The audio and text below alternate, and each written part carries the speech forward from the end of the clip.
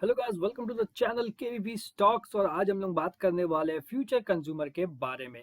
क्यों? क्योंकि इस पे वॉल्यूम देखने को मिल रहा है। इसीलिए जो भी शेयर्स में वॉल्यूम आता है वो हमारा इंटरेस्ट में आ जाता है।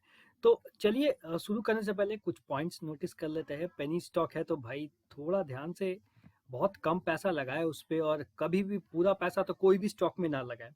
अब मनी मैनेजमेंट जरूर से करें। और ये एक एडवाइजरी नहीं है, ना ही हम आपको बोल रहे हैं ये खरीदो ये बेचो। हम आपको बस एजुकेशन पर्पस के लिए बता रहे हैं और रिसर्च के लिए बता रहे हैं। और इसके साथ साथ सब्सक्राइब अभी मत करें, लेकिन वीडियो देखने के बाद ज़रूर से करना। अगर पसंद आए तो ही करना, और अगर आए तो शेयर भी करना और कमेंट भी करना। अगर आप हमारे साथ बात करना चाहते हैं तो ट्विटर पे आप हमें ट्वीट कर सकते हैं। तो चलिए शुरू करते हैं गाइस। तो सबसे पहले तो हाई लेवल डॉट्स पे हम यहाँ पे देख लेते, तो यहाँ पे प्लेज प्रमोटर होल्डिंग नहीं है तो एक अच्छी बात है। लेकिन हालांकि जब प्रोमोटर होल्डिंग ही कम है तो ये उतना फैक्टर नहीं देता है गाइस। रिटर्न वर्सेस एफडी बिल्कुल पुअर है। डिविडेंड नहीं देती है कंपनी। एंट्री पॉइंट यहाँ पे हालांकि बोल रहे हैं बहुत लोग, अगर आप सोचा जाए तो आप इसे यस समझ सकते हो, बट अभी भी इसको हम एंड में देखेंगे कि क्या है ये। तो ये एंट्री पॉइंट जो है ये डिबेटेबल है, इसलिए यहाँ पे हम इसे ओके बोल रहे हैं। रिस्क नहीं है तो ये एक एडवांटेज जरूर से है। हालांकि स्टॉक जो है वो अपने बुक वैल्यू के ऊपर ट्रेड कर रहा है, तो ये एक खतरे की घंटी हो सकती है। लो इंटरेस्ट कवर रेशियो खतरे की घंटी हो सकती है। प्रोमोटर होल्डिंग बहुत ही कम है, खतरे की घंटी। रिटर्न ऑन इक्विटी कम है, खतरे की घंटी। और ये सारे पॉइंट्स है जो आप देख सकते हैं, ये खतरे की घंटी दिख रही है। Lower revenue growth, decreasing market share, ये सारे जो है वो कंपनी के खिलाफ खड़े हुए हैं। तो चलिए हम एक बार प्राइस चार्ट पे चलते हैं और चार्ट पे देखते हैं कि कैसा मामला है। अगर हम इसके मैक्सिमम को देखा जाए तो इसने 79 का हाई टच किया था, जो कि इस पॉइंट ऑफ टाइम पे था। उसके बाद से एक डाउनफॉल देखने को मिला। ये ग्रोथ हालांकि अच्छा हुआ था और उसके बाद सेम रेट से वो गिरा भी है।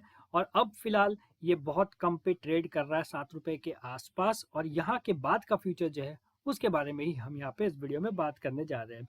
सबसे पहले चलिए होल्डिंग्स के ऊपर देख लेते हैं गाइस।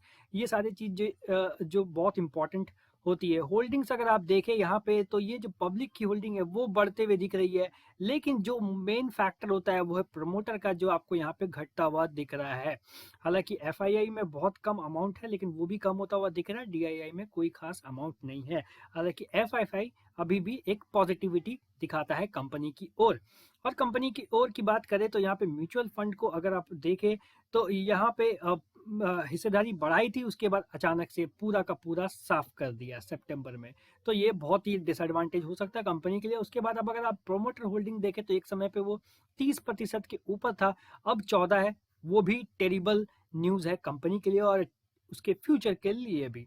ठीक है, तो पैसा लगाने से पहले ये सब इंपॉर्टेंट होता है। तो हम यहाँ पे जितनी हो सकते हैं बहुत अच्छे से कोशिश करते हैं आपको बताने के लिए, खुद से ग्राफ क्रिएट करके आपको एक्सप्लेन करने की कोशिश करते हैं। तो ये क्वार्टरली अगर आप देखा जाए इसके सेल्स एक्सपेंस और नेट प्रॉफिट को, तो देखिए यहाँ तक तो उसका मामला बहुत अच्छा था। जब आपका एक्सपेंस से ज़्यादा सेल्स आ रहे थे तो वहाँ पे कंपनी अच्छा परफॉर्म कर रही थी। उसके बाद से जैसे आप देखें तो कंपनी में एक डाउनफॉल दिखा और उसी बात के बाद से प्रॉफिट में भी डाउनफॉल दिखा। हालांकि ये प्रॉफिट इसके आसपास पहुंच रही है, बट हाँ डेफिनेटली थोड़ा टाइम लगेगा रिकवर होने में कंपनी को।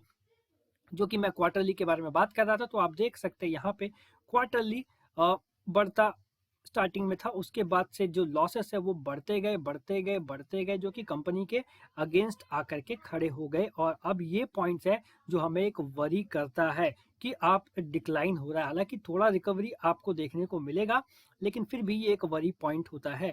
अगर ईयरली अगर हम इसे देखा जाए तो यहाँ पे आप देख सकते हैं कि सेल्स एक्सपेंसेस धीरे धीरे धीरे धीरे बढ़ता गया। और आप देखें लगभग सेल्स और एक्सपेंस दोनों पास में ही चलता गया। यहाँ पे आप देखें एक्सपेंसेस बढ़ गया है। और ये जो है पिछले बार का एक्सपेंस है, लॉकडाउन हुआ था तो उसका एक इम्पैक्ट जरूर से पड़ा है कंपनी के ऊपर। तो यहाँ पे वो आपको देखने को मिलेगा। अगर नंबर्स में देखें तो नंबर्स में आप देख सकते हैं कि बड़ा लॉस यहाँ पे दिख रहा है, और मार्च 2021 के फाइनेंशियल ईयर में। तो ये खतरे की घंटी कंपनी के लिए फिलहाल है।